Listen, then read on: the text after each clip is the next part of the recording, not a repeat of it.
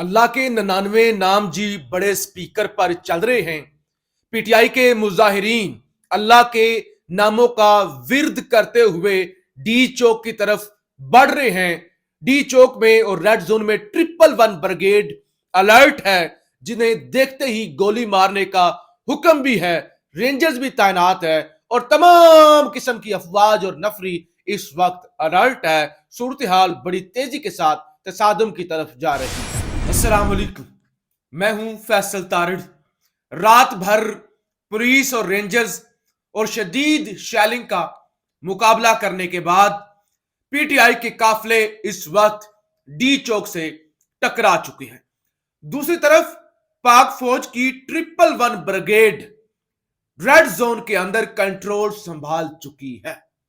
ابھی 111 بریگیڈ وہی ہے جو مارشل لا نافذ کرتی ہے، یعنی جب بھی پاکستان کے اندر مارشل لا نافذ ہوا ہے تو سب سے پہلا جو آرڈر پنڈی سے دیا جاتا ہے وہ 111 بریگیڈ کو دیا جاتا ہے اور وہ جا کے کنٹرول سنبھال لیتی ہے۔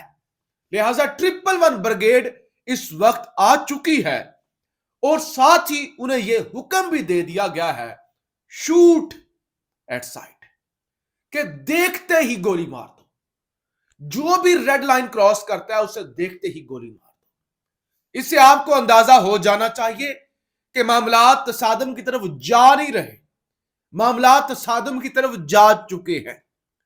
نہ مظاہرین پیچھے ہٹنے کے لیے تیار ہیں، نہ ہی بشرا بی بی پیچھے ہٹنے کے لیے تیار ہے۔ رات کو جو افسوسناک واقعہ پیش آیا، یعنی ایک تو پی ٹی آئی کے مظاہرین پر سیدھی گولیاں چلائی گئی اور اس کے بعد ایک واقعہ پیش آیا کہ جس میں رینجرز کے کچھ لوگوں کی شہادت ہوئی ہے اور اس سارے معاملے کو پی ٹی آئی پر ڈال دیا گیا ہے۔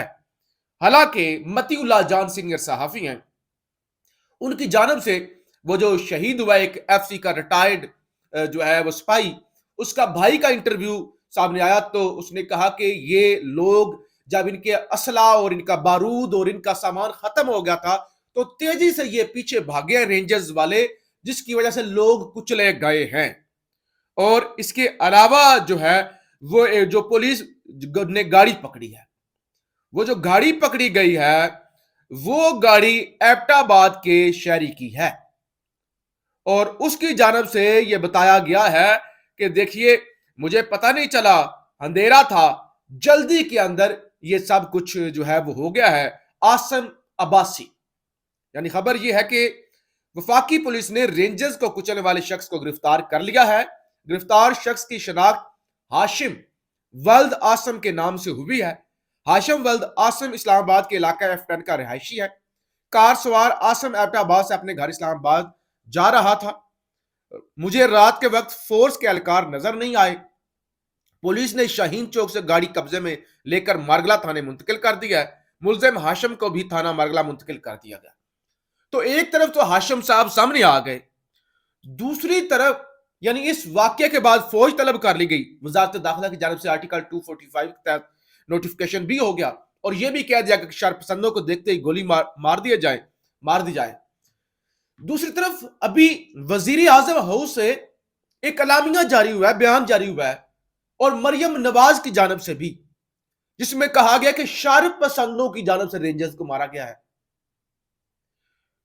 یعنی پوری کی پوری جو صورتحال ہے وہ پی ٹی آئی پر ڈالی جا رہی ہے۔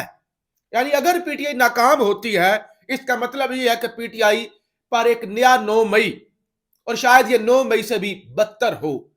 لہٰذا اطلاعات اسلام آباد سے جو آ رہی ہیں وہ اچھی نہیں ہیں۔ معاملات کسی تیسری قوت کے ہاتھ میں بھی جا سکتے ہیں اور پھر شاید عمران خان کی رہائی بھی کچھ نہ بگاڑ سکے۔ اس حوالے سے بھی سینئر جو ہمارے دوست ہیں ان کی جانب سے دعوے سامنے آنا شروع ہو گئے ہیں۔ رات کو آپ کو بتایا تھا علیمہ خان رزمہ خان بھی 26 نمبر چنگی پر پہنچ گئی تھی اور اس کے بعد بشرا بی بی کے حوالے سے بھی انہوں نے بڑا پوزیٹو پیغام دیا، جو ایک کریٹ کر رہے تھے ہائپ کہ وہ دیکھو جی بشرا بی بی نند اور بھاوج کا جھگڑا چل رہا ہے، قبضہ ہو رہا ہے، یہ ہو رہا ہے، وہ ہو رہا ہے۔ تو بہرحال ابھی بھی رابطے ہو رہے ہیں، ابھی بھی معاملات جو ہیں وہ چل رہے ہیں، لیکن بشرا بی بی کا ایک پیغام آیا ہے کہتی ہیں جیل کے اندر سے آنے والا پیغام عمران خان کا کوئی بھی پیغام اس وقت تک درست نہیں مانا جائے گا جتنی دیر تک عمران خان خود باہر آ کر عوام میں ہمیں پیغام نہیں دیتے. یعنی رات کو بھی ایک خبر چلوائی گئی, جیو پر چلی, ARY پہ چلی, میں نے اپنے ویلوگ کے اندر آپ کے سامنے رکھی کہ اس طرح کی مبینہ خبر چل رہی ہے کہ عمران خان کا ویڈیو پیغام ریکارڈ ہو چکا ہے, بیرسٹر گوہر کے موبائل پر ریکارڈ ہوا ہے. اس کے بعد جو ہے شیخ وقاص اکرم نے تردید کر دی. اس کے بعد کچھ ذرائع نے, جیل حکام نے, ایون جیل ذرائع نے یہ دعویٰ کیا کہ وہ جو پیغام تھا وہ پبلک کے لیے نہیں تھا, وہ صرف گنڈا پور اور بشرا بی بی کے لیے تھا, تو وہ عام پبلک کے لیے پیغام نہیں ہے لیکن پیغام ریکارڈ ہوا ہے. اب بشرا بی بی کہتے ہیں کہ اب جو بھی کرنا ہے نا, جو بھی کرنا ہے خان خود اڈیالہ جیل سے کرے گا, وہ باہر آ کے پیغام دے گا, وہی مانا جائے گا اور کوئی پیغام نہیں مانا جائے گا. اچھا, بشرا بی بی کی جانب سے اور بھی بڑی جذباتی گفتگو, اور یعنی مجھے نہیں لگتا کہ پچھلے کوئی پاکستان نے اس طرح کی خاتون پوری رات اور کئی راتوں سے جاگی ہوئی اور اتنی بہادر اور اتنی جرأت مندی کے ساتھ کھڑی ہوئی دیکھی ہو. یعنی ایشیا کی خواتین کو, پاکستان کی خواتین کو کمزور کہا جاتا ہے, لیکن بشرا بی بی کئی مردوں پر بھاری پڑ چکی ہیں. اتنی بہادری کے ساتھ وہ کھڑی ہوئی ہیں, اتنے پریشر میں نہیں کھڑا ہوا جاتا. چھوڑ دیں شیلنگ کو, چھوڑ دیں, جتنی لاشیں گر رہی ہوں, بے انتہا پریشر اور دھمکیاں آ رہی ہوں, پھر بھی آپ کھڑے ہوں, یہ بڑی بڑی بات ہوتی ہے.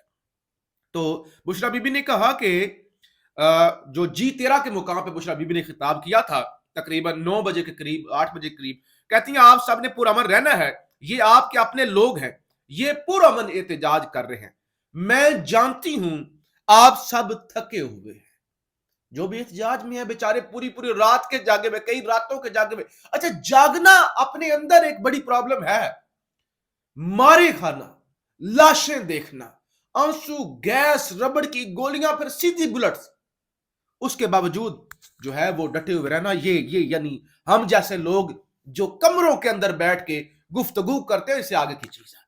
اچھا, وہ کہتے ہیں میں جانتی ہوں آپ سب تھکے ہوئے ہیں, مگر اگر آج ہم آرام کے لیے بیٹھ گئے تو آنے والی نسلیں کبھی آرام نہیں کر پائیں گی. میں آگے آپ کو لیڈ کروں گی اور ہم ابھی ڈی چوک پہنچیں گے, چاہے جو بھی ہو جائے. بشرا بی بی نے کہا میں لیڈ کروں گی, میں چاہے جو بھی ہو جائے. لہذا یہ, اور پھر بشرا بی بی, یہاں سے علیمہ خان کہتے ہیں بشرا بی بی نے لانگ مارچ کو پشاور سے لیڈ کیا, یہ بہت اچھی بات ہے, انہوں نے بالکل ٹھیک کیا. اچھا, پھر جی پشاور موڑ G9 پر اب سے کچھ دیر پہلے کے اطلاعات ہیں کہ شدید جو ہے وہ شیلنگ اور سیکیورٹی فورسز جو ہے مظاہرین پر شیلنگ کر رہی ہیں, اور قافلے میوش کماس رپورٹر ہیں, وہ یہ دعویٰ کر رہی ہیں کہ پہلا جو قافلہ ہے وہ ڈی چوک کے بالکل قریب پہنچ گیا ہے, بالکل قریب. اب ایک طرف ڈی چوک اور پھر ڈی چوک پہ فوج 111 بریگیڈ کھڑی ہوئی ہے جنہیں دیکھتے ہی گولی مارنے کا حکم ہے, اور دوسری طرف سے پی ٹی آئی نے اپنی حکمت عملی کے اندر تبدیلی کی ہے کہ 2 یا 3 اطراف سے ڈی چوک داخل ہوا جائے گا, ایک ہی راستہ استعمال نہیں کیا جائے گا, کیونکہ عامر مغل کی جانب سے ٹویٹ کیا گیا ہے کہ ہم نے چاروں طرف سے گھیراؤ کیا ہوا ہے. کہتے ہیں 26 نمبر جنگی سعیدہ والی سائٹ پر تحریک انصاف نے مکمل کنٹرول حاصل کر لیا ہے, جبکہ ترنول والی سائٹ پر ابھی بھی مزاحمت جاری ہے, اور مین سری نگر ہائی وے پر G14 کی طرف سے بھی ورکر آگے ہیں. اب رینجز کے پاس بھاگنے کا کوئی راستہ نہیں, دائیں طرف ترنول کے پٹھان, بائیں طرف جنگی کا سید, پیچھے G14 والی سائٹ سے نسٹ اور اسلامک یونیورسٹی کے اسٹوڈنٹ, اور سامنے علی امین گنڈا پور کا قافلہ ہے. یعنی چاروں طرف سے, وہ جو میں نے کہا تھا نا رات کو کہ اسلام آباد کے لوگ نکلیں گے, پنڈی کے لوگ نکلیں گے, تو وہ بھی رات کو نکل آئے تھے. جو بڑی مزاحمت ہوئی ہے نا پہلی 26 نمبر چنگی پہ, وہ پنڈی اور اسلام آباد کے لوگوں کی ہوئی ہے. علی امین گنڈا پور کا جو قافلہ ہے وہ بعد میں آیا ہے. تو لہٰذا اس وقت ڈی چوک کے مقام پہ اور پھر شہباز گل کی جانب سے کہا گیا ہے کہ ہمارے جو لوگ شہید ہوئے ہیں, جن کو سیدھی گولیاں ماری گئی ہیں, ان کا جنازہ, اس کے جو نماز جنازہ ہے نا, وہ ہم نے ڈی چوک پر پڑھنا ہے, ہمیں ڈی چوک پر ان کا نماز جنازہ ادا کرنا چاہیے. یہ شہباز گل کی جانب سے کہا گیا ہے. مراد سعید کا ٹویٹ بھی آ چکا ہے, کہتے ہیں کتنا اوپر سے آرڈر آتا ہے نہتے بے گناہ لوگوں پر فائر کھولنے کا, اس کے نام سے آتا ہے جس کے نام کا حلف لیتے ہو. قوم کی حفاظت کے لیے آپ کو یہ طاقت اور یہ بندوقیں دی گئی ہیں، اسی قوم پر تان دی ہیں. کیا مانگ رہے ہیں؟ اپنا آئینی اور قانونی حق، یہ کہ ہم نے جس کو چنا ہم پر حکمرانی وہی کرے. یہ کہ جنہیں ناحق پابند سلاسل کیا ہے انہیں رہا کرو.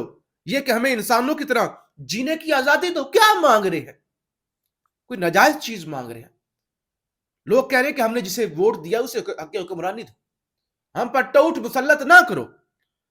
خون بہایا، گھر توڑے، عزتوں پر ہاتھ ڈالے، وہ پھر بھی آئین اور قانون کی بات کر رہے ہیں. پرامن ہیں، تمہاری گولیاں کھا کر تمہیں پانی پلاتے ہیں، تمہارے حق میں ہجوم کو تعویلیں دیتے ہیں. کسی کو بغاوت پر نہیں اکسا رہا، مگر یہ عہدے، یہ تمغے، یہ مراد تمہارے گلے کا توق بن جانی ہے جس دن کن فیکون والے کا حکم آنا ہے. دھمکی نہیں ہے، وارن کر رہا ہوں. جیسے دہشت گردی کی نئی لہر پھیلنے سے پہلے کیا تھا، جیسے جبر کے آغاز سے کیا تھا، جیسے الیکشن کے وقت کیا تھا. آئین اور قانون کی پاسداری کے لیے کی جانے والی جدوجہد کو انتقام کی جنگ میں نہ بدلو. ہوش کے ناخن لو، جمہور اور جمہوریت کو سانس لینے دو اس سے پہلے کہ بہت دیر ہو جائے. یہ مراد سعید کی جانب سے جناب بڑا ایموشنل پیغام اس وقت آ چکا ہے. اور نصرت جاوید صاحب سینئر صحافی کہتے ہیں کیونکہ آرٹیکل 245 کے تحت فوج بلا لی گئی ہے تو آپ معاملات کسی طرف بھی جا سکتے ہیں. مریم نواز کے حوالے سے خبر یہ ہے کہ وہ MIR ٹیسٹ ان کا ہوا ہے پرائیویٹ ہسپتال سے، اور جو گردن کے مروں اور کندھوں سے متعلق بھی انہوں نے ٹیسٹ کروائے ہیں تو ان کی طبیعت ٹھیک نہیں ہے. اور دوسری طرف اسلام آباد کی صورتحال یہ ہے کہ اللہ کے 99 نام بڑے سپیکر پر چلا دیے گئے ہیں. اللہ کے نام چل رہے ہیں اور نیچے خلق خدا جو ہے وہ ایک الگ ہی نشے کے اندر ہے، الگ ہی طرح سے اس کے سرور کے اندر ہے اور وہ چلتی جا رہی ہے اور آگے سے جو ہے وہ بندوقیں تان کر کھڑے ہوئے ہیں. پوری دنیا کا میڈیا اس وقت میرے سامنے ہے. واشنگٹن پوسٹ ہے، بلومبرگ ہے، امریکن CNN ہے، اس کے علاوہ رائٹرز ہے، DW ہے، الجزیرہ ہے، عربیہ نیوز ہے، عرب نیوز ہے. تو یہ ساری پوری دنیا کا میڈیا اس وقت رپورٹ کر رہا ہے. اللہ کرے کہ اس ملک کے اندر امن ہو،